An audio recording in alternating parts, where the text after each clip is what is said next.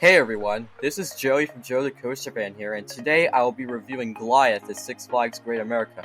It's a wooden roller coaster made by RMC, abbreviated as Rocky Mountain Construction, that opened in 2014 and is so unique like no other wooden roller coaster has ever built or done before. It stands 165 feet tall, along with having an 180-foot drop. Its model is a topper track, being the second, following by Outlaw Run at Silver Dollar City being the first RMC topper track coaster. If you're new here to this channel and interested to see more of my content, please make sure to like this video, hit that subscribe button, comment, and hit that bell icon if you want to be notified for more of my upcoming videos later on. Anyways, let's continue with the review. Goliath opened on June 19, 2014 as RMC's second topper track coaster. It broke records among other wooden coasters, which some of them are currently holding, are having the longest drop at 180 feet and having the steepest angle of 85 degrees like never ever seen before. Goliath occupies on the previous site of Iron Wolf, a B&M stand-up coaster which was removed in 2011 to make way for it and was relocated to Six Flags America, Maryland, which is now known as Firebird, and was converted into a B&M floorless. Goliath features two inversions, two overbank turns, and top speeds of 72 miles per hour, which I really love about this. It was my first ever non-single rail RMC, and was eventually my 50th credit. The track is 3,100 feet long and is made out of 6 layers of laminated wood with steel adjusted up top most of the track. Unlike RMC hybrid steel coasters, this topper track model was designed to reduce RMC's maintenance required for their wooden roller coasters, so it can provide a smoother ride experience, and they spent at least 4 years to develop some technology to allow them to twist their beams of wood that makes up the lower layers of the wooden track. The configuration allows more of their coaster elements to be performed on their topper track model. I give its track on Goliath a 7 out of 10 because I like it how the park does not have to spend more money on their maintenance priorities, since topper tracks were designed to reduce costs, and it provides a smooth experience that I love. Now let's talk about the trains Goliath has. The ride operates 2 trains, has 6 cars, and a total of 24 riders per train, which were made by RMC, and one of it is red and the other is orange. Fun fact though, some of its coasters RMC made operate Gerstlauer trains, like for example, New Texas Giant at Six Flags Over Texas when RMC constructed their first coaster. The theme of the trains has shields attached to its both outside sides of the rows, which can be seen, and has the logo at the front. The restraints it has have lap bars and padded ones that rest between your knees and feet. Just to be aware though, if you're at a theme park and you board on a coaster like this, please do not pull down the lap bars until the ride op does so. But honestly, I don't really have a problem with those restraints because RMC trains have, but I know it can sometimes cause some severe stapling, which can eventually ruin the ride experience and pain to your thighs. It's not thigh crush though, Sky Rush. Anyways, I give the trains a 6.5 out of 10. Because the unique theming definitely it has, like other Goliath coasters have, and the restraints can be a hit or miss. Now let's move on to the ride experience. The duration of this ride is 105 seconds, and it still does pack a punch.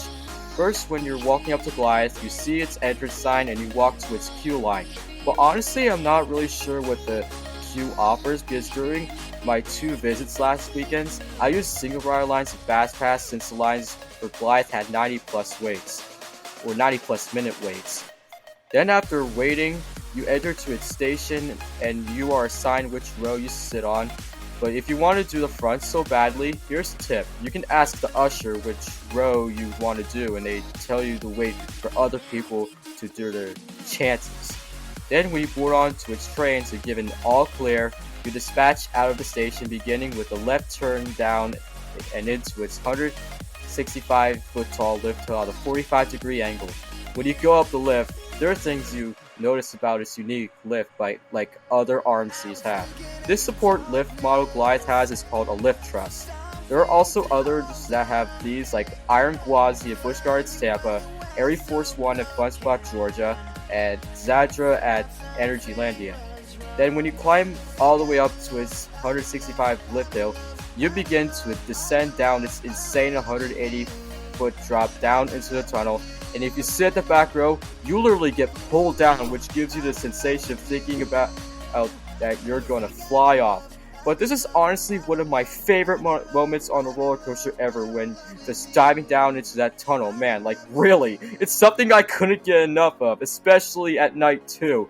Night rides, they're just so fantastic here. It's definitely a must-do for you guys at Great America. Then after going down its insane drop, you ascend up to its first overbank turn of a height of 125 feet, following by, which is one of my favorite overbanks on the coaster, and then you descend down to the ground after it, and here's what I love about this ride the most. You go up to its small airtime hood, which gives you some relentless ejector airtime that I'm so obsessed with, and then you enter to its first inversion, the dive loop, where you give some minimal hang time. You sit at the back row, which is also never seen in RMC coasters like this before, but hey, Air Force One's also got one. It definitely looks so unique than Goliath has. Then after the dive loop, you enter to its second inversion. I mean, really, this is probably one of my favorite hang time moments of all time. The 0G stall from the truss lift hill, which you are suspended upside down as you crest over underneath its lift hill truss. This element is just really insane. I really prefer it over Jersey Devil stall since it doesn't have collar straps. Then after its insane stall, you then enter to a second overbank, which you do get a little airtime when you go sideways and diving down from it. Then finally, you go up to its final airtime hill, then to the brake run, and you also say to yourself, oh wow, that was absolutely amazing, or it was so much fun. I really have to do this though, but I have to give the experience a 10 out of 10 because I was so grateful to have an RMC as my 50th credit, and I got the front row on this at night for the first time, which is definitely a huge milestone for myself, and the experience is just really outstanding. Like really, this roller coaster is so underrated, and I was proud to be a single rider to lap this a bunch of times, even when it got 90+ minute wait times. It ranks number 2 for me personally at the park, following by Max Force as my number 1 coaster there, since I'm a huge fan of launch coasters, and I also got an insane front row night ride, which I'll never ever forget in my life, and is by far the best night ride I've ever gotten, ever, in my whole entire life, like literally. I know this rankings is the same as you guys, but really, it's just preference, and Goliath and Max Force are really fantastic coasters that I really love so much, but they both have short duration, but that's okay though. Like seriously, those two are definitely what I needed for this year after attempting to ride those kind of models for a long time, and I can't wait to do more later on when I get a chance. I know I'm looking at you, Velocicoaster and Anguazi. I know you both take the cake on my list. But really, Goliath, it is now my favorite RMC by far, as of having Jersey Devil being my least favorite. But hey, Jersey Devil, it's also a great ride too, and I've ridden it multiple times while having it in my home park, Six Flags Great Adventure. The final score I'm going to have to give every quantity this ride has is a 9 out of 10, because again, it's a short ride but a very fantastic experience, and the dispatches are kind of slow, but I don't mind about that too, and the layout is just beyond amazing. I highly recommend you guys coming out to Great America someday and ride this awesome underrated coaster, because it's an experience you will love and never forget. You also got Raging Bull and Max Force 2, and I highly recommend doing back on Raging Bull and the front on Max Force.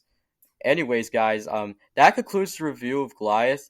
So, guys, thank you all so much. I mean, really, really, so much for watching this video. If you enjoyed it, please make sure to like, subscribe to my channel, turn on my bell notifications, comment, and share this to your friends to encourage them to try out this giant for the first time. Again, thank you guys so much for watching. Remember to stay positive today and keep riding roller coasters. This is Joe the Coaster Fan, signing off.